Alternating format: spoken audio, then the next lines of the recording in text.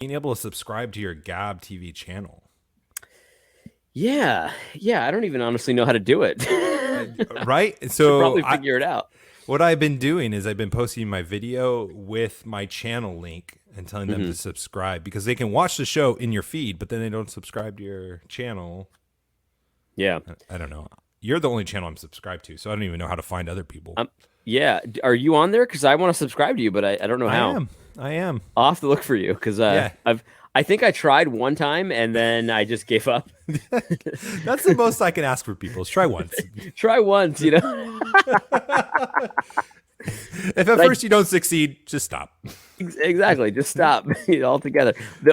I'm only subscribed to Lore, but I feel like I got in before the big Exodus, so things worked better slightly before the Exodus. Yeah.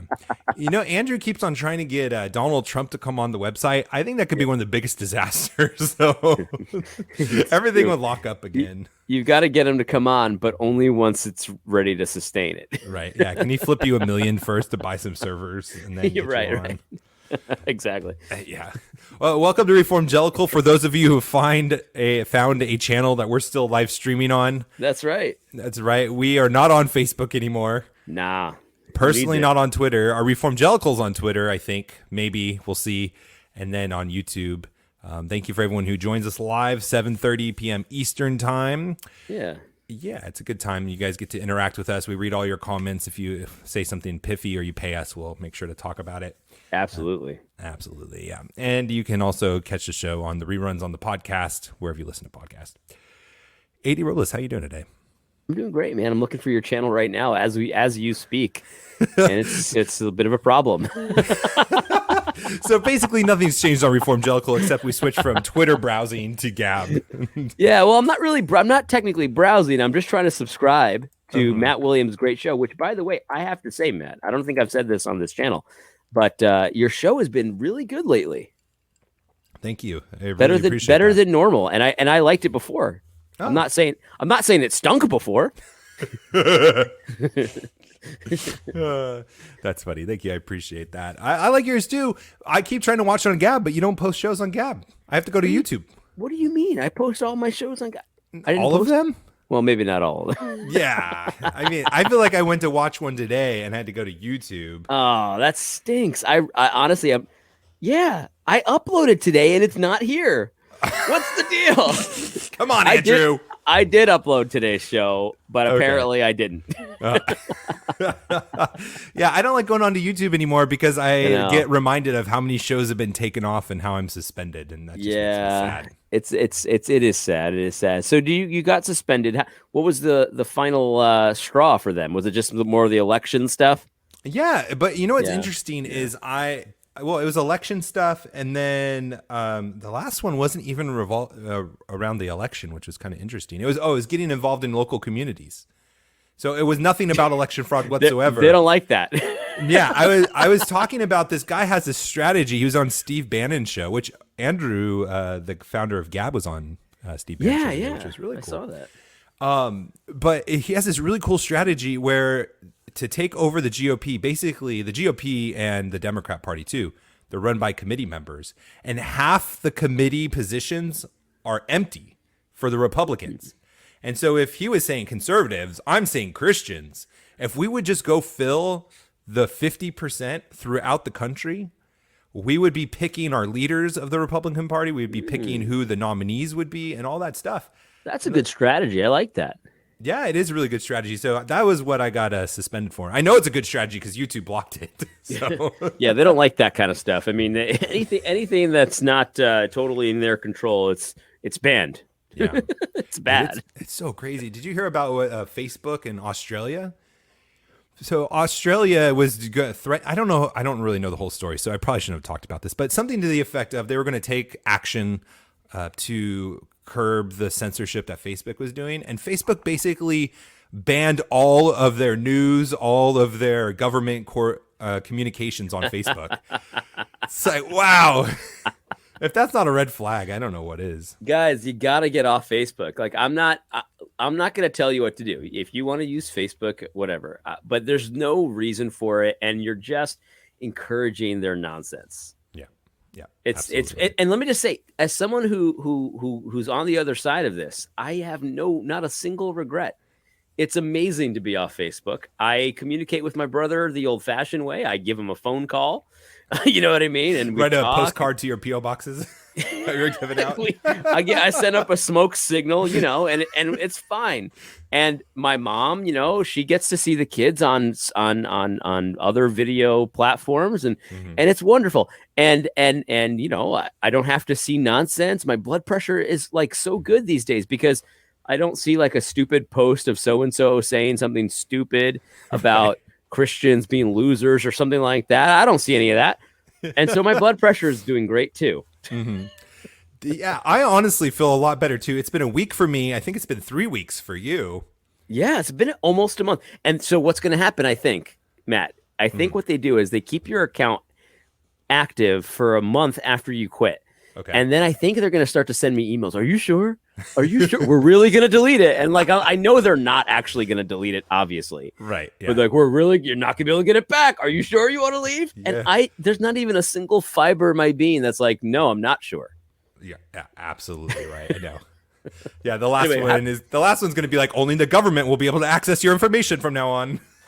we'll only be able to sell it a little bit. Yeah. Oh, Don't my you feel goodness. bad for Zuckerberg? I mean, Not at all.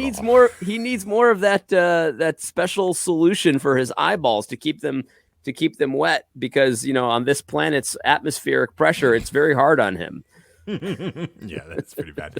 Oh man, Project Veritas busted him really good. Did you see What that? happened? No, I've completely detached. Like I don't even look at Facebook articles anymore. I don't know what's Oh, going on. okay. Yeah, I got the email from Project Veritas. I'm on their mailing list, and they got an undercover video of a meeting he was in, I think, for Facebook, where he was coming out and saying that he has concerns about the RNA vaccine and how it will modify your DNA.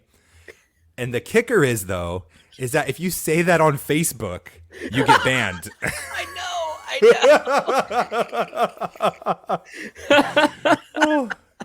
Oh my gosh! And then Dude, Bill these Gates is people, coming out man. and saying we need a third vaccine now.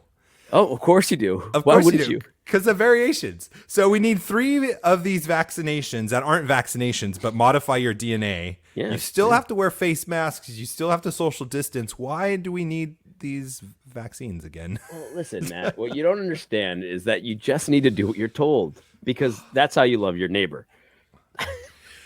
Oh, so I had a meeting today. I've had 2. So I went out twice this week, and I don't go out that much because I don't like confrontation, despite what you may think. I get it. I get it. Yeah, I had to get my oil changed, and on my car, they have a point system with Ford, so I still get free oil changes and stuff, so I go to the dealer still. But after yeah, that runs gotta out, I'm go. not going to the dealer anymore. Of course not. Of course not. But I was thinking, okay, it's a dealer. They're definitely going to do the like corporate policy, wear a course. face mask. Yeah. I was already prepared. I say a prayer. I listen to worship music on my way to these places because I'm getting prepared for the fight. I'm like, God, give me a victory. Give me a victory. Oh my gosh. So I get out of my truck and I'm all like shoulders up, tense, like ready to do battle with someone. Right. And there was no problem. They're like, oh, Yep. go right inside. And even one of the workers wasn't wearing a mask here. Good. Oh my gosh. I just wanted to give her a high five. I was like wanting to Yeah. give her a hug, but then I thought that'd be weird. But it I've was noticed. really nice. I've noticed a lot more workers in various stores that I go to just saying, "Not screw it." You know what I mean? I'm not doing it. And I hope they don't lose their jobs. But if they do, I mean, good stuff, man. It's just great to see people that aren't completely just given over to this nonsense. It's just so Yeah. crazy. Especially in Florida. We have cover, man. Like, Yeah, you do. Yeah. there's no reason not to be. Here in New Hampshire, we don't really have that cover, but like I said, it's still the same. Like everyone complies, but nobody is enforcing anything for the most Good. part. Good. And there's not a ton of Karens out here either. Like I don't know if people are giving me dirty looks or not because I don't look at other people. Like I'm not like watching to see their reaction. Uh-huh. But I haven't had anybody really comment. Nobody. Good. I think it's a beard. I think they get intimidated by people with Yeah. beards. I don't know what Yeah. it is, but I seriously, the longer my beard gets, the less people try to look at me evilly. Yeah. Or, like have that like glare. They Yeah, just I heads think you're down, right. Look away. Yeah. I think it's you're really right. nice. Yeah. Let me ask you this. So you went to the dealerships and they just didn't say did they roll out the red carpet though? Because I've noticed people are nicer to me. Oh, really? Yeah. I mean, Yeah. it was the typical, Just courtesy. normal. I got to sit in the waiting room, had my coffee, walked around and looked at the new cars, which, oh my gosh, they're so expensive. So I bought a new 2019, so Yeah. 2 years ago, and the same model of my truck now is $10,000 more Wow. just in 2 years. Wow, that's crazy. And you have a nice truck. Hey, yeah, it's all right. I'm not trying to brag. I'm just saying, like, the markups are crazy now. They're just I thought the going for economy it. was trashing. Yeah. Well, everyone's got the stimulus cash, so they just might as well cash in as much as they can. You didn't have the stimulus cash back in 2019, you know what I mean? my So gosh. now everybody Yeah. has that, so they got to cash in. They were probably banking on another 2,000, and then Joe Biden let them down again. And that's why it's under Right. 50% approval now. Oh my gosh, it's so funny. Have you seen anyone with the nylon, the pantyhose cover yet? Did you hear about that? The CDC pushed out a study, and I verified this. I didn't just see it on Gab, but I went on the CDC. They recommend 2 masks and putting a nylon thing like a pantyhose to press the mask around you. No, they did not do that. It suggests that it helps press the mask to your face. It's on the CDC website.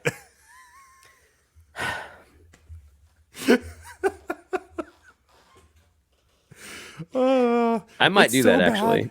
I might just do it. Just walk into a store and No, walk into a bank for me and do that, please. Pantyhose up over. Hey, I'd like to make a deposit. Just like a psychopath. Gosh, it's like, at what point do we just say? I mean, even liberals, like people that love the government, are you really going to be putting pantyhose on your face? I don't know. I mean, they're talking about doing the anal swab, so I guess probably. If I let someone do that, I would probably put a pantyhose over my face in shame, quite honestly. It's unreal, man. Oh man, That's crazy. That is pretty crazy though. That car prices are going up. That has to be stimulus related because there would be no other reason for it. Yeah, Why? unless, Well, I guess raw materials are going up, yeah, so maybe they have to do it. they just have to pass the cost on to the consumer, I guess. But like I was looking at some things about like lumber and stuff, and just like through the roof prices and everything. Like the cost of everything is going up, so eventually the prices are going to go up. Maybe that's what it is. Yeah, that's probably what it is. Yeah. I saw an interesting study, or it wasn't a study, it was a graph. So I guess study, graph, whatever. Study, whatever, same thing. Yeah, actually, probably the graph is more reliable than a study nowadays. To be honest. Definitely. Data points versus what scientists speculate. Just straight up data versus speculation. Perfect. Yeah, right. Where they tracked the inflation rate, M1. That's what M1. Yeah, it was M1 versus Bitcoin, and they track like identically. I thought that was absolutely interesting. I'm still very speculative. That is very interesting. I don't know what the word is, but I'm kind of hesitant to get into cryptocurrency. Hesitant. That Yeah, was yeah. really hesitant. Yeah. But that was very interesting to me to see that. That almost makes it more compelling to me to get into it. Yeah, no, I hear what you're saying because if it tracks very closely, they're going to inflate the money supply. Like that's a given. Mm-hmm. So if they're going to do that, then it makes sense that it would continue to go up. Yeah, that's interesting. I wonder how much of like the rallies are just people that have extra cash, and a lot of people, even without the stimulus cash, there's a good amount of people that are making more money not working than they were making working. You know what I mean? Like my mother was one of those people. My mother is an administrator, an executive administrator for someone that works at a major corporation. I'll just say that. Mm-hmm. So she lost, and it's a major corporation in like the hospitality industry. So, they furloughed almost everybody in the company. Yeah.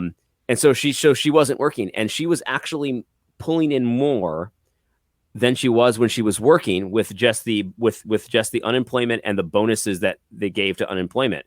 Mm-hmm. So it's like my mom's got a good head on her shoulder, so she wouldn't be like, "Oh, I'd rather not work." But economically, of course, she would rather not work. So what's she going to do with that extra money? So I don't know. My mom's not going to buy Bitcoin, but I bet a lot of people probably did stuff like that they wouldn't normally do because why not? Yeah. Yep. That's exactly right. That's exactly right. Yeah, it's really interesting. Man, yeah, it's gonna be interesting times for sure. Yeah. So that's the thing. Like that's one. I actually did like a kind of a cryptic gab the other day, which I don't usually do cryptic gabs, but I did this one. It was sort of cryptic, and that's one of those things. It's like what the government is going to do. Like the pagans are going to do certain things. So if you need to use that information to your advantage. So if for example, they're going to devalue the currency, they're going to continue to have loose money policies. They're going to print money like there's no tomorrow. You know that. And even if you don't agree with it, you don't have to agree with it to be able to use that knowledge to your advantage. Right. If it was me, if I was king for the day, I wouldn't do it. But they're going to do it, so you have to take that knowledge and make money with it. You know what I mean? Absolutely. You got to Jacob that thing.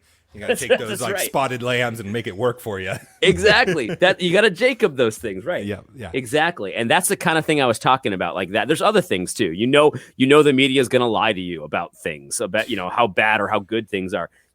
So like you got to take that information and do something with it. You know what I mean? Mm-hmm. Yeah. So Daniel is saying that he bought Bitcoin with the last stimulus and it's up 25%. This is my concern with Bitcoin specifically. As an investment, okay, cool. Like if you want to invest in it like you're doing currency trading, that's great. Sure. I even heard that Elon Musk has made more profit buying the Bitcoin he did and then it going up than he's made in total from Tesla cars, which is insane. Right? You just blew my mind. Yeah, if that's true, that's insane.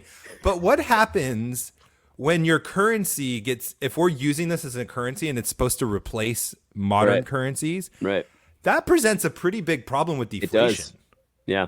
Like economists fear deflation more than they do inflation. And if it's true that Elon Musk can make more just keeping his cash in Bitcoin than to building cars, then we're not going to have an economy that's doing much.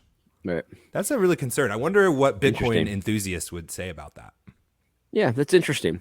Elon Musk is interesting because he would do like cryptic tweets. He does cryptic tweets all day long. That's all he does is cryptic tweets. Yeah. And so I wonder if he did those like Bitcoin cryptic tweets for a while, just to see how far he could move the price of Bitcoin just by tweeting about it. Yeah. And so then he does it a couple times and it moves ridiculous. And he's like, buy some Bitcoin. You know what I mean? Why not? Why not? I won't say anything about it. But then, of course, we have to release that we bought this Bitcoin. Yeah. I know what's going to happen. You know what I mean? I mean, that goes back to the same kind of play you're talking about. You know what the pagans are going to do. You might as well use it to your advantage. Might as well use it. Dude, right. If you have a Twitter following that people are just going to follow you like that, I'd be giving out stock advice all day. I mean, that's the whole GameStop thing that they were protesting against, right? People would have the advantage and leverage of being on TV shows and all that stuff. And to manipulate the market. Why not? Why not do a Bitcoin? But Daniel's probably, there's a lot of people like Daniel that just like they got some extra stimulus. They didn't necessarily need it. Mm-hmm. And so they're going to do something with it that they wouldn't normally do. I'm not saying Daniel wouldn't normally buy Bitcoin, but a lot of people probably wouldn't if they didn't have the extra cash. And all of a sudden they have an extra cash. Let's do it. Yeah. I think the next thing that it should be doing is like another Big Short 2.0, because with all of the energy policies they're coming out with and immigration and all that stuff, this economy is going down. It's crazy, man. It's so insane. The things that are happening are so insane. Mm-hmm. I read this article that said that it's so expensive. It's so not to their advantage for shippers to send goods back to China that they send the containers of stuff that China ships us. Uh-huh. They either leave them here or they return them empty because China needs to keep bringing stuff back. So the demand is so high that they don't even bother filling them back up with our stuff because they don't want it. They just go back empty to China and then come back. They're dominating us right now. We're conquered. I say it in the past tense. It has been done. They're everywhere. China is everywhere. They control everything. They produce all of our stuff. Like, what are they not involved in? It's everything. They produce everything. They produce everything.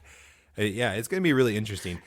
And it's like even the posture of Joe Biden with how he treats China. It's so obvious that he's bought off. Like, if there was any question about his family ties and how much money the Chinese have given him, his responses to the Uyghurs or whatever their name was, the Muslims that are being persecuted, and just everything else is China's doing. Oh, we're going to take a patient strategy.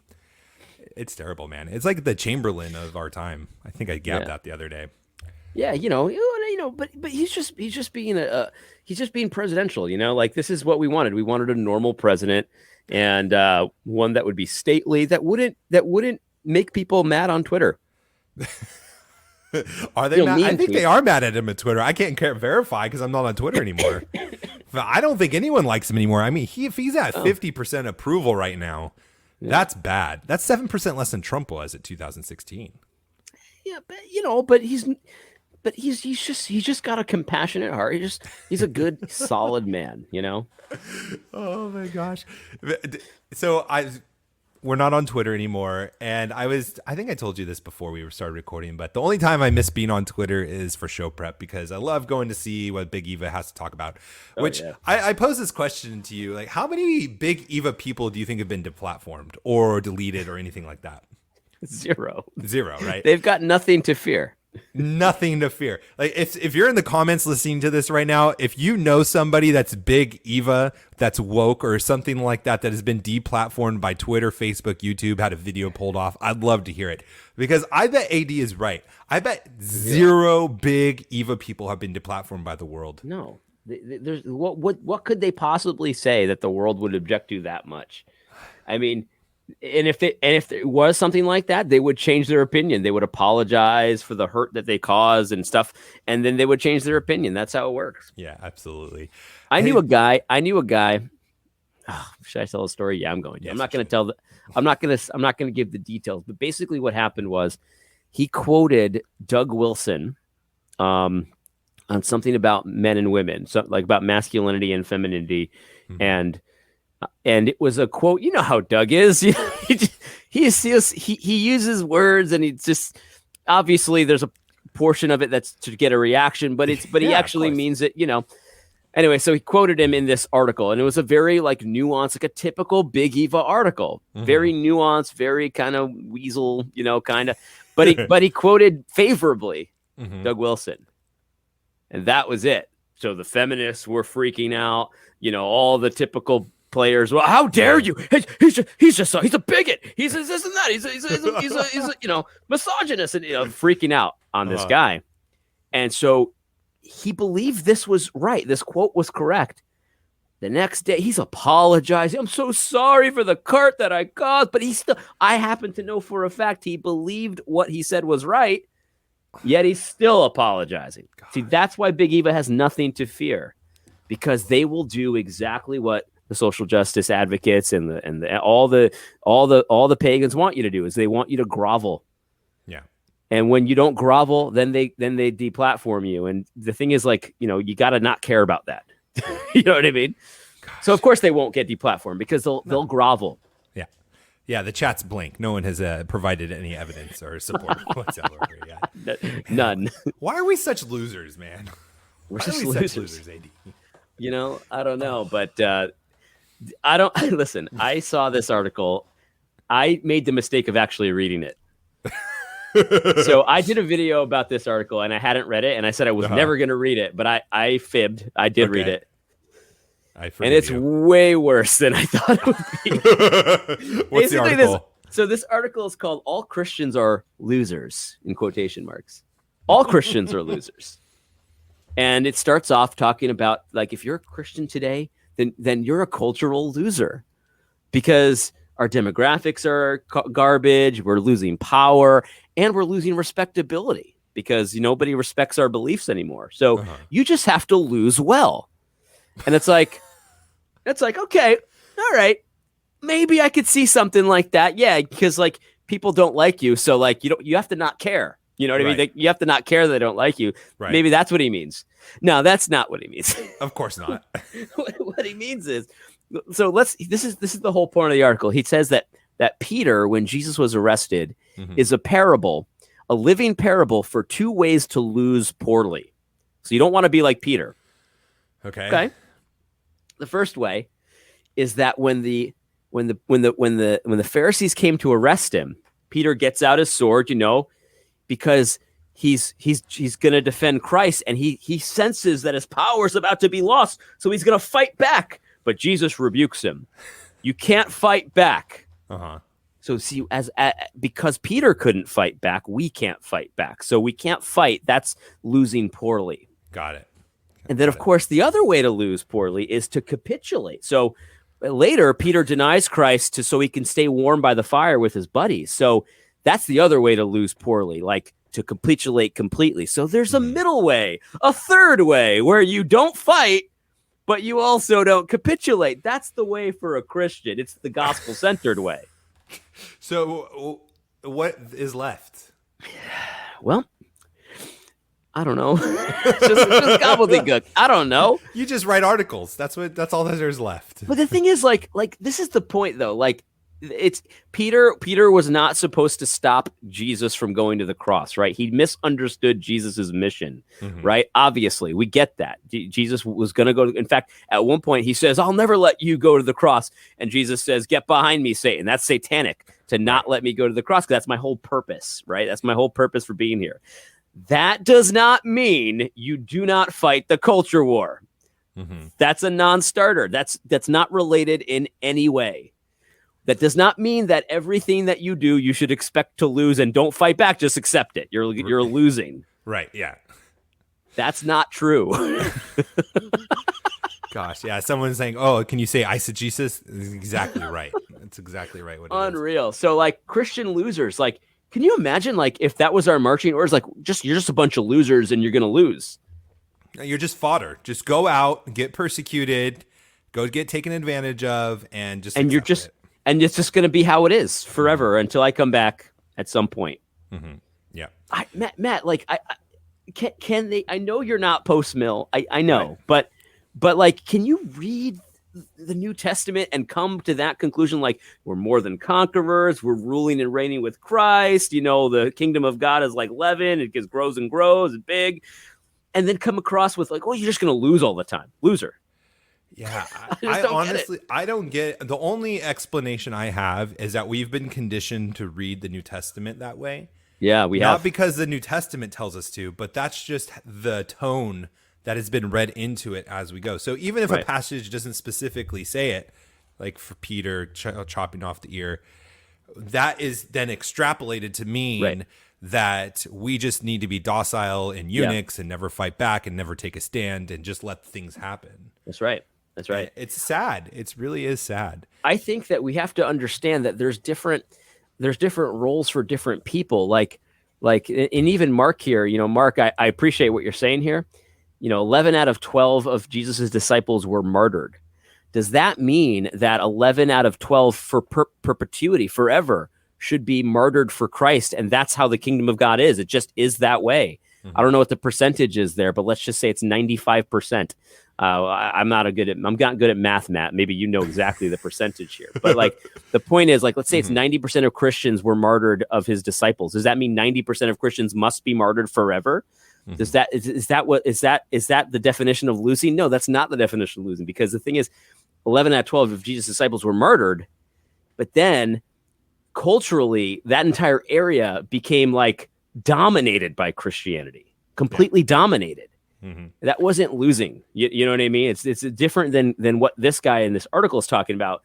He's talking about like your Christianity is going to lose influence on the culture because Christians are just losers. Like, that's what Christianity is supposed to do. Have no cultural influence. That's false. Yeah. That's just false. And so fighting is not bad. You know what I mean? Yeah. Fighting against God's purposes is bad. See, that's what Peter was trying to do. Jesus' purpose was to go to the cross to save his people and all that. So Peter, in fighting that, was fighting God's purposes. But if you're fighting according to God's purposes, like for God, that can't ever be wrong. And see, the article is making the case almost that, like, don't just let it happen. Just let it happen and preach the gospel at church on Sunday. And it's like, no, I'm not going to let it happen because that's not what that means. Yeah, absolutely right. And what was it? Oh, I'm looking for a comment to that. And then, okay. So even if they were martyred, that's not losing, because even Jesus being crucified wasn't losing, right? So that's even winning. And I think that's the part of the victory of being a Christian is there's nothing that's going to defeat us. And even that's part of it. But let me ask you this, because this is an interesting one I've heard a lot is sometimes people will differentiate between fighting for what you believe in and, you know, being engaging in the culture and all this stuff. But when it comes to being persecuted for being a Christian, you're supposed to just let it happen. Yeah. Have you heard that before? Yeah. You know, again, I think it's nuanced. You know what I mean? Like, I don't think that there's just a one size fits all kind of prescription here. Like, you know, so there's when you look at the New Testament, it talks about what happens and what's going to happen and stuff like that. So there's times in Paul, for example, Paul's life, he was obviously persecuted for being a believer and all that kind of stuff.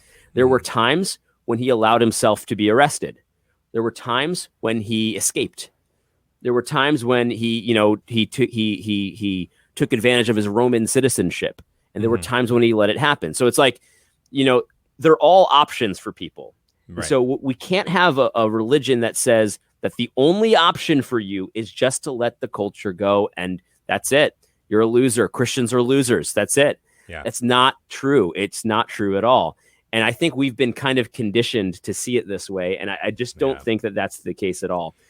We need to take ground as well, because if you look at the charges for the church, right? So as far as baptizing everyone in the name of the Father, Son, and the Holy Spirit, I don't think that means like while you're doing that, you will lose all influence in the culture. Like that makes no sense. It doesn't make any sense at all. I don't think there's an expectation of that.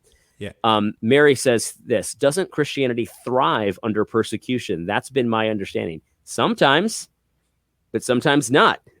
I don't think that we can just assume that every time Christianity's persecuted that it's going to thrive. I don't think that's necessarily the case. I know that that's taught often, but I just don't know that that's actually true. And I don't think that there's a biblical reason that would be the case. Someone's sounding pre-mill.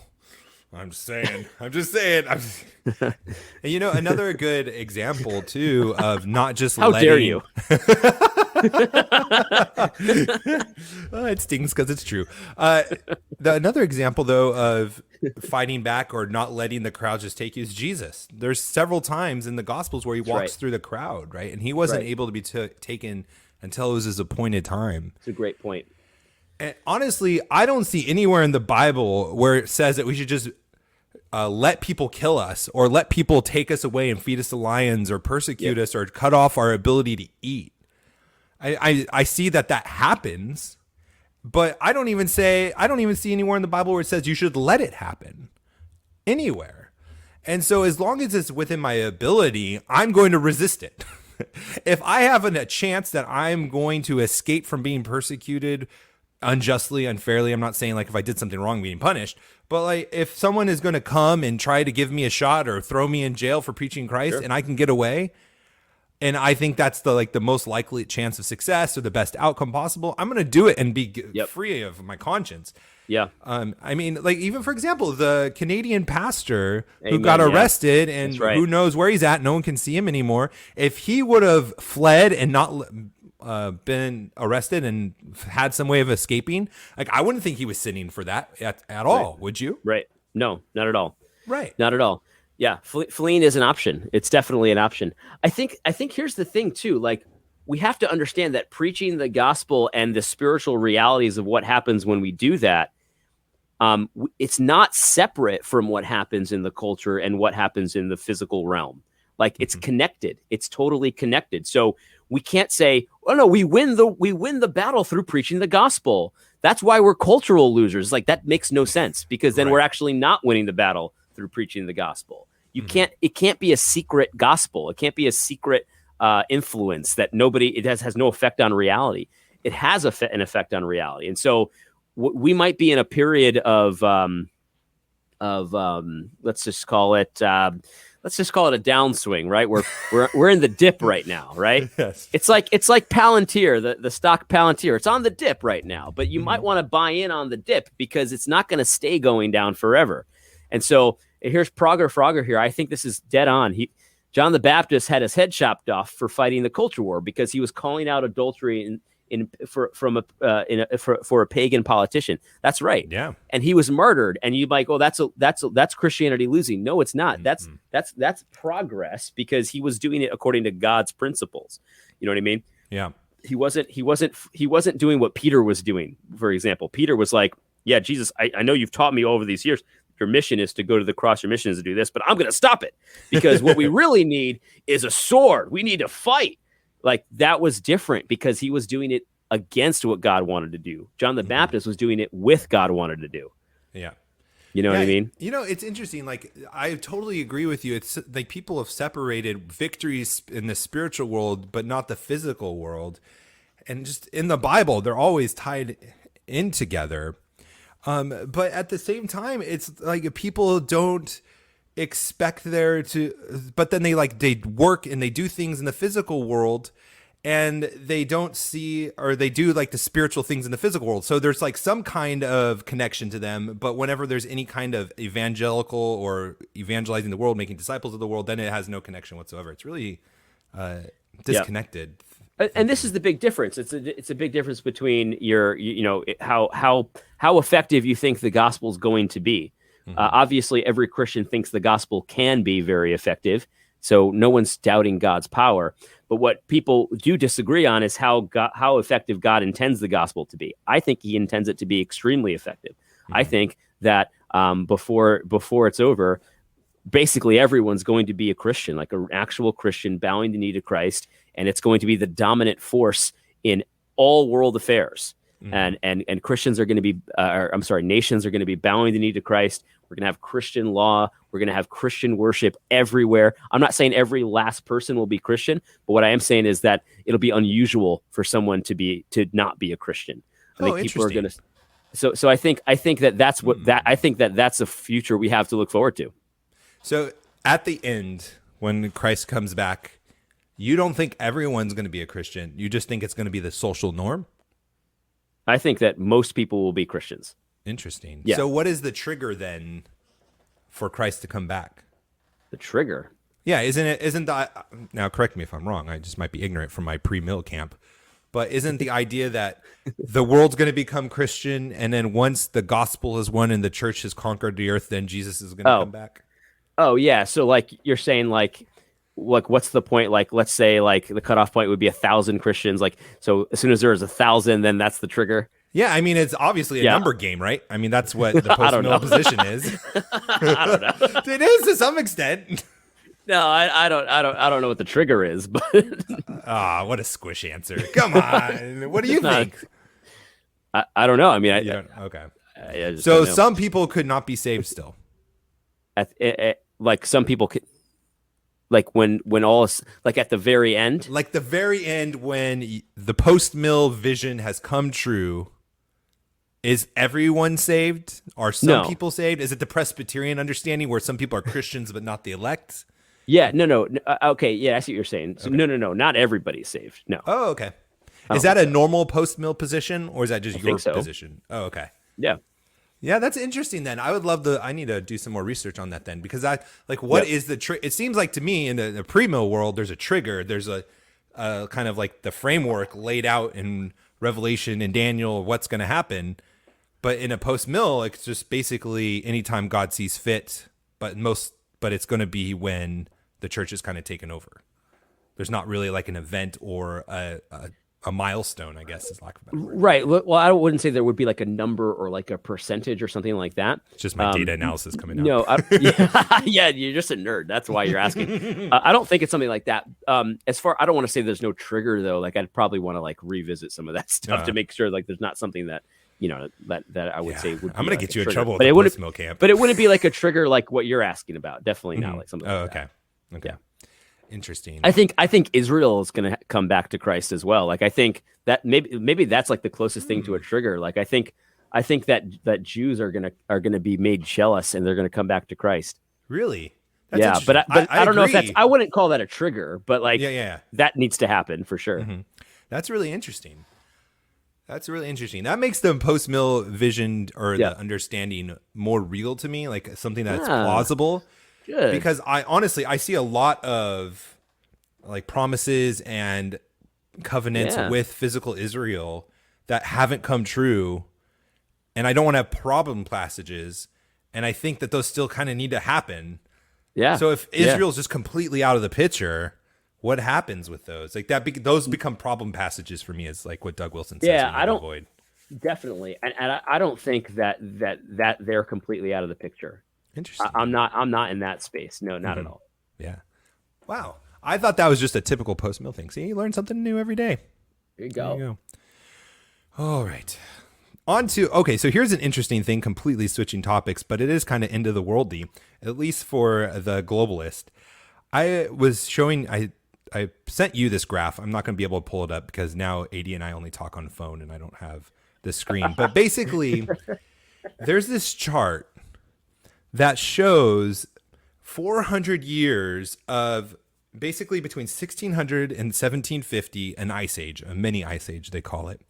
And then from 1750 to about 2000 is the bell curve, basically. I mean, it's not a bell curve, but it looks like a bell curve for those of you who are just listening. And then it goes back down into what it's predicting in 2050 to be another mini ice age.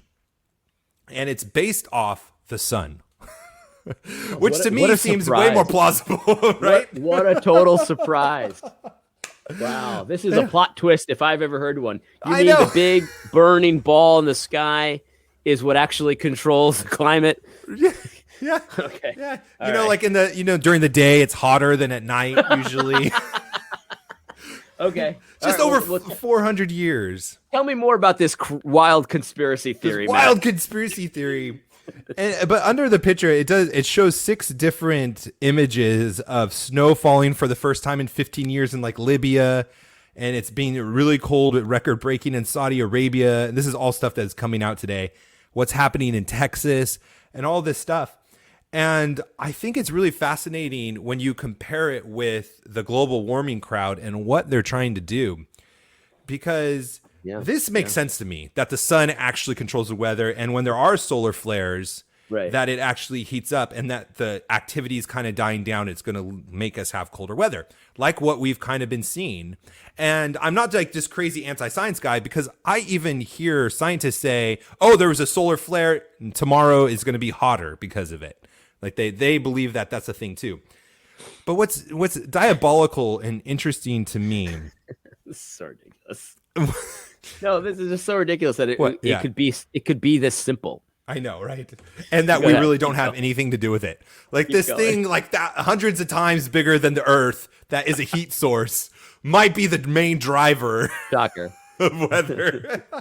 But what's happening, and this is really is making me totally depressed, but then optimistic at the same time, is that we've had this narrative since I was a kid that you can't use spray cans because it's going to put a hole in the ozone layer and then it's going to get really hot and we're going to have all this record-breaking heat.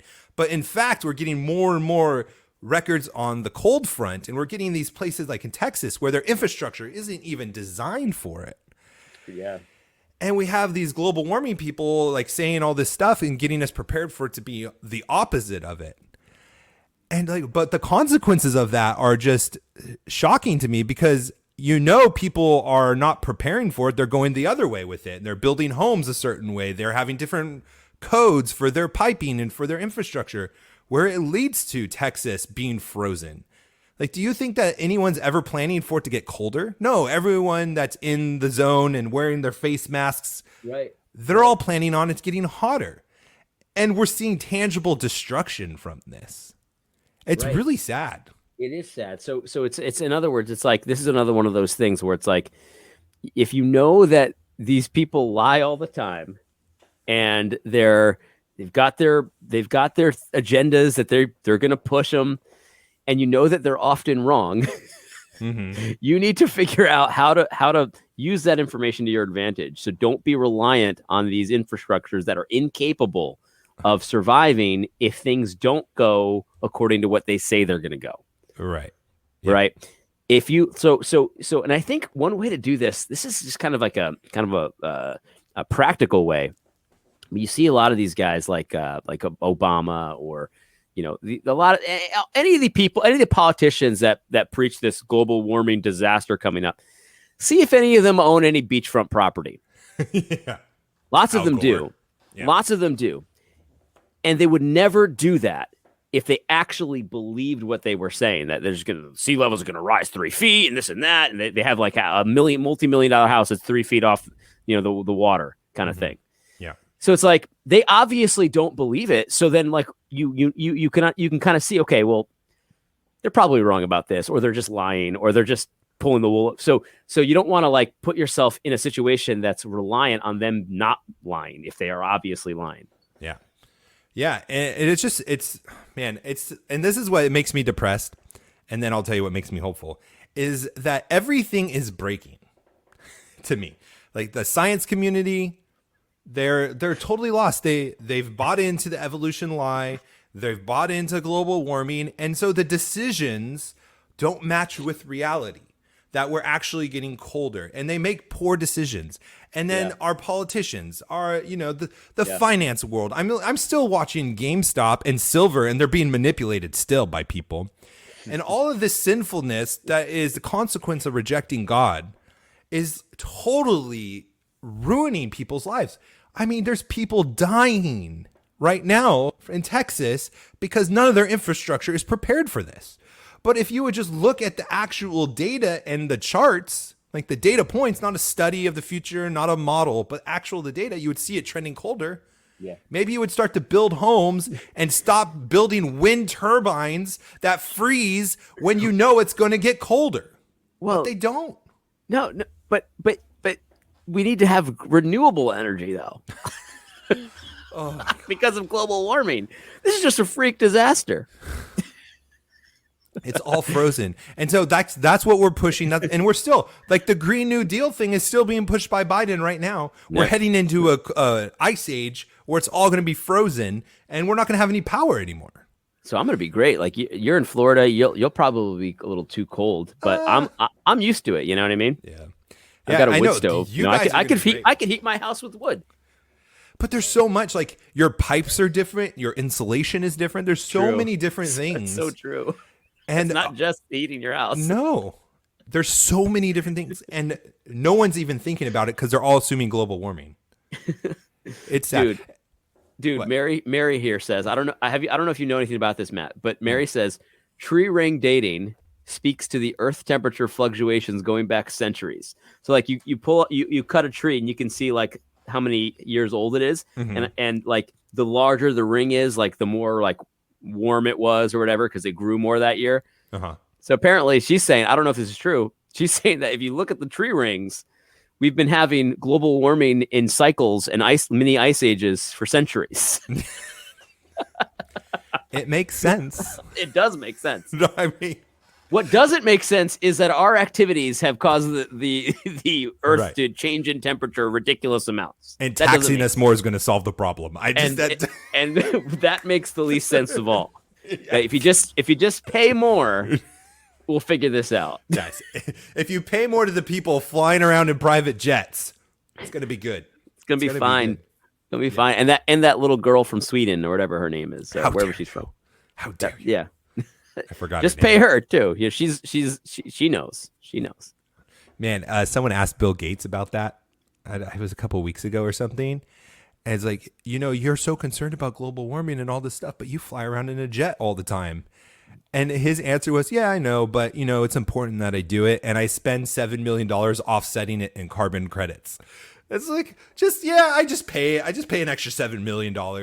Like, what are we supposed to be doing? You're telling, like, none of us can afford to spend an extra $7 million to offset it with carbon credits, but you're telling us to do these things? Like, get out of here. I love the pictures and the memes and stuff that show like the helicopters and like all the carbon emitting things that have to clean these things. Mm-hmm. And then, of course, they kill the wildlife and all kinds of different things, like the birds. Yeah, because they're not expecting a thing to be twisting around in the wind like that. And they just kill like wildlife and all that kind of stuff. And they just look stupid as anything. And you know that they're really not that efficient. Everybody knows that. We've got Vermont. So Vermont is a weird place. So like when I go to my church in Vermont, they don't allow in Vermont, in the entire state, they don't allow billboards. So they want to keep Vermont beautiful and green and scenic. Okay. But they do allow, though, our fields and fields of solar panels. Oh. And you see these stupid solar panels, and when it snows, nobody takes the snow off the solar panels because they don't do anything. Right. Nobody gets any energy off of them anyway, so nobody even bothers to take the snow off the solar panels. So they just got these solar panels with snow on. You can't even see them half the time. Are there any blackouts when that happens? No, because they're not using them. They don't even do anything. They don't do anything. Right. And then on top of that, you might not know this, but Vermont is one of the cloudiest states in the country. So many days of full cloud cover and just darkness all the time. And so, of course, you put fields and fields of solar panels in that state. You know why they do that? Federal subsidies. Yeah. That's why they do it. Right? That's exactly right. And, I know somebody who leased some land to the state for that. And he makes a pretty good amount of money. And he says, I don't care. Like, I wasn't using the land anyway. It looks ugly as sin. I don't get any benefit from it. But whatever, except for the money. So I'll take the money. And we're circling back to that whole pagan thing. You know what the pagans are going to do? Make some money off of it, right? That's right. It's ridiculous. Yeah. Man, they did that in Hawaii, and it is criminal in a place like Hawaii to have that stuff. Going to the North Shore, and there's like this beautiful place for those of you who haven't been. You take this road, and you go, and you go up a hill, and you come down, and you're going down a grade. And then there's the ocean and the North Shore, and there's mountains to the left, and there's to the right windmills. 2 of them are spinning. So stupid. None of the other ones are. It's so stupid. It is so stupid. And I'm sure, just like in Vermont, they've got certain laws to make it not be ugly and stuff like that. Like, I'm sure they've got ordinances and stuff to, like, we got to keep it look beautiful, but then they'll put that stuff. Yeah. So this makes no sense at all. By the way, Elijah here from YouTube, he makes a funny comment, and I've got another one that's kind of similar. Okay. He says, we can't divert a tornado from a town, but we can control the climate of the entire planet. And then, of course, there's the one where it's like the weather people, they can't predict what the temperature is going to be next week, but we can definitely tell you beyond a shadow of a doubt that the climate in 20 years is going to be this. Did you see that picture going around? Gab is from the Weather Channel. It was saying that the South and the Midwest was going to have record heat. It was January 28th in February. I know. Okay. I know we normally start our shows with conspiracy theories, but maybe we can end this one with one. There we go. I know someone wants us to go 5 hours in this show. Definitely. I think he's having Mark, I think is having a good time arguing eschatology in the. Yeah, I see that. But anyway, so here's a conspiracy theory. I know a guy. His name is Dane Wigington. Dane Wigington. You can look him up on YouTube right now if you'd like to. And he's into this thing called geoengineering and climate warfare. And so his theory is that different nations engage in climate warfare. So they're constantly like seeding the clouds and like pushing like radioactive like waves in the sky to like cause a drought in some country or to cause super cold. And like he thinks that the Texas stuff is climate warfare. Got it. That's a James Bond movie. Cold. Is it? Yeah, they'd sell the water rights. I can't believe it. This guy really believes it, and he is serious. Like he gets real serious, and he's been talking about the climate collapse for years, and he's very, very serious, and it's interesting stuff. So look him up if you're interested in something like that. Dane Wigington. That is interesting. I do know for a fact, though, that those kind of wavelengths and those kinds of attacks have been happening. The embassy in Cuba, there was Canadians and Americans that they were sending subsonic waves, radio frequencies, and they gave them headaches and migraines. Yeah. Remember that? No, I remember there's that stuff happening. They definitely do that kind of stuff. I know that they have weird technologies like that. Yeah. Oh, there's so many weird technologies. They jack you up. Mary says Dane Wigington is interesting. I'm leaving it at that. So she knows Dane. She knows. She's right about that, though. He's weird. He's a weird dude. It's a YouTube channel. Why do those guys get their shows kept on YouTube and mine get taken off? I'm at 15 have been removed. That's interesting, man. No, that's I've always wondered that. There are certain channels with extreme conspiracy theories that are still on YouTube that have huge followings. And I often wonder, why is it that those are spared? CIA. Psyops. Yeah, exactly right. We need to have what's his name on our show, Joe. What's his name from Joe? Gospel Coalition? Oh, Joe Carter. Joe Carter. We need him on this show. Mark says it's because you dabbled in the election stuff. That's why they were more serious about that stuff. I think Mark is right about that. Yeah, I think I didn't dabble. That was I dove in. He dove. That's true. He was doing a little more than dabbling. I dove in. Every video was about election stuff, man. I was surprised you lasted as long as you did. Yeah, honestly, I am too. I'm surprised I haven't got a visit from the FBI yet. I'm really looking forward to my taxes. Matt, you Q? Are you Q? I want to know right now. Are you Q? I still don't even know how to get onto a Q channel, and that sounds like something Q would say. It is, right? But a little more encrypted. I do see those posts still. There's still people following Q even to this day. Yeah, I know there are. It's interesting. Now that I see the differentiation on Gab, even where they're trying to differentiate what was said by actual Q versus the anonymous people. It's like the Star Wars, like the expanded universe, like the Legends, and then there's canon. You know, there's Q canon, and then there's Q Legends. I have no idea what you're referencing, but if you want to end the show, just keep talking about Star Wars. There's a Star Wars canon. Yeah, there's official Star Wars canon, and then there's stories that are like side stories that they might not have really happened in the Star Wars universe, but they're just fun stories. Really? Yeah, there's two separate timelines. Yeah. Wow. I don't know what else to say about that. It's Legends and canon. Legends and canon. Yeah. Oh, I wanted to get to this. I'm going to totally switch subjects because I don't care about Star Wars at all. I don't care about this at all, so let's switch subjects. Dude, I have to say, though, if I was ever close to being a Star Wars person, you have deterred me even more with how you talk trash on Yoda and the Force. It just is even dumber to me now that even like the Force sucks. Everything sucks. It all sucks. So there's it. Did you follow my buddy on Telegram that I told you to, the Zirk Ziegler guy? Oh, Garrett Ziegler? No, I didn't. He posted, you need to do it. He posted a really interesting article about Jeffrey Epstein and specifically I always forget her name, Ghislaine Maxwell. Yeah, Ghislaine, who knows? Ghislaine Maxwell. Well, it's really interesting is that this article goes into a lot of the family, not just hers, but the rest of her family and how they're tied into United States intelligence and Israeli intelligence. And I wanted to bring this up at the beginning of the show because this is total great conspiracy theory.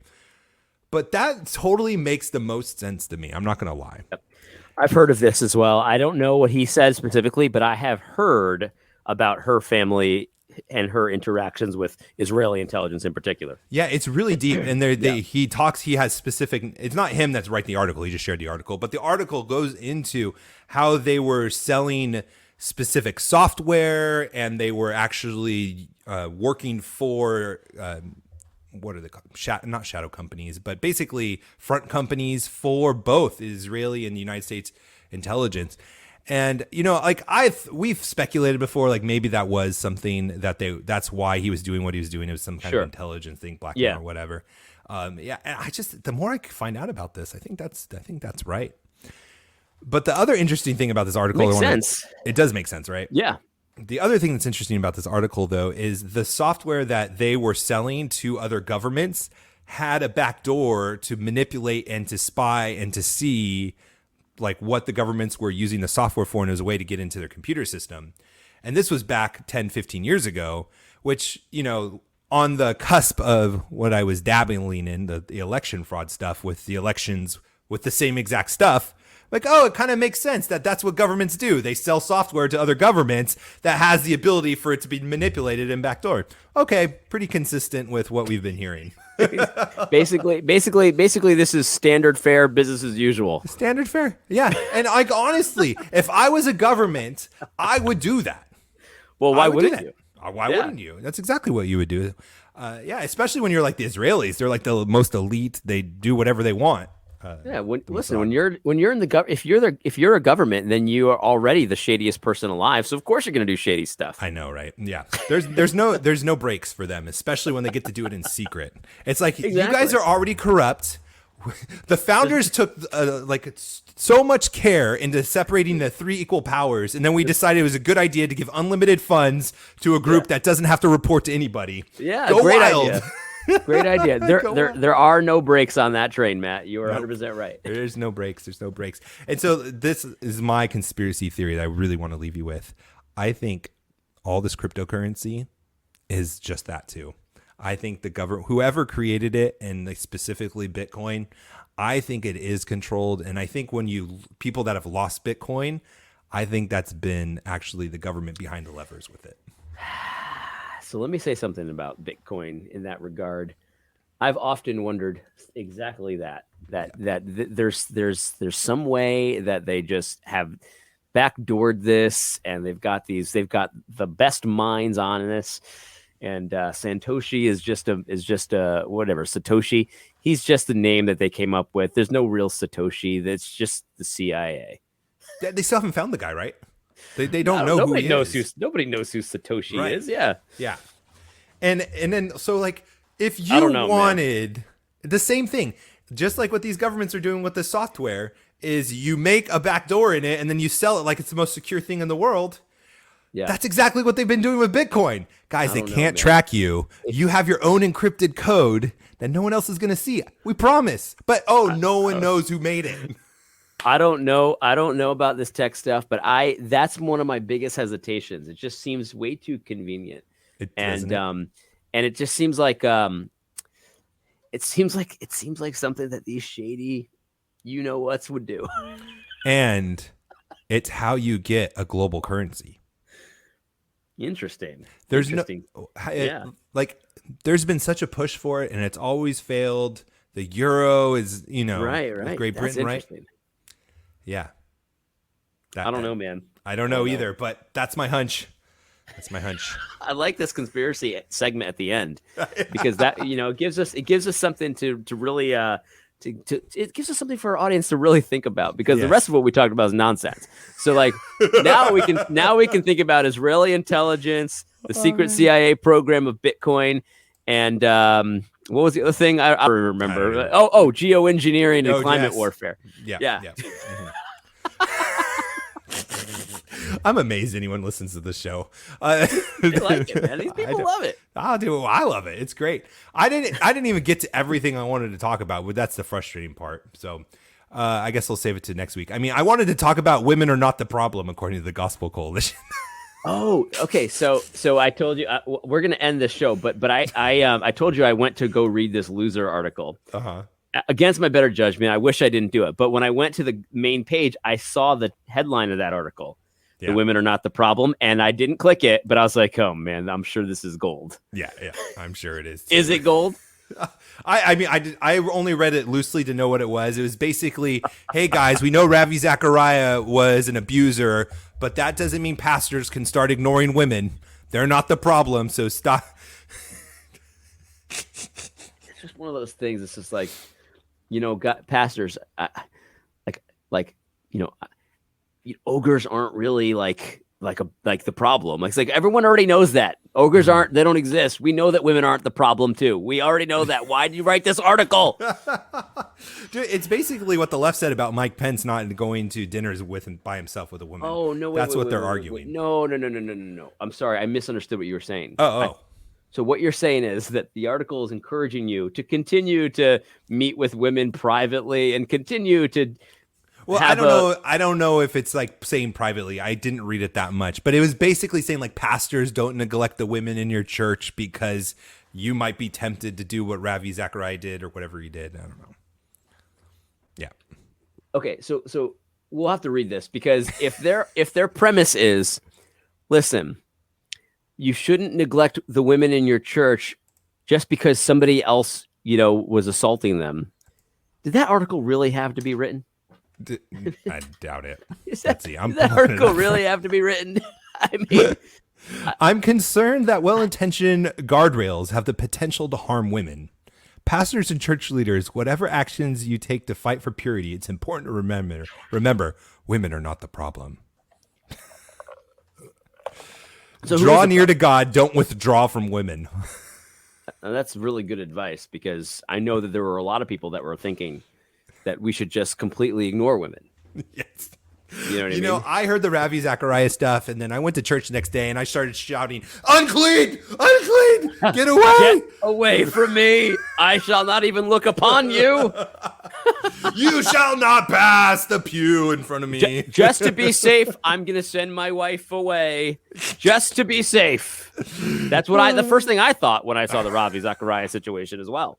Yeah. Oh man. I told him, let's do a 24-hour live stream. Mark, are you crazy? 24 hours? That'd have to be a lot of super chats. There's no, yeah. Oh, yeah, I'd do it for a lot of super chats. A lot of super chats. Yeah. Yeah. We'll do anything for money, basically, within reason.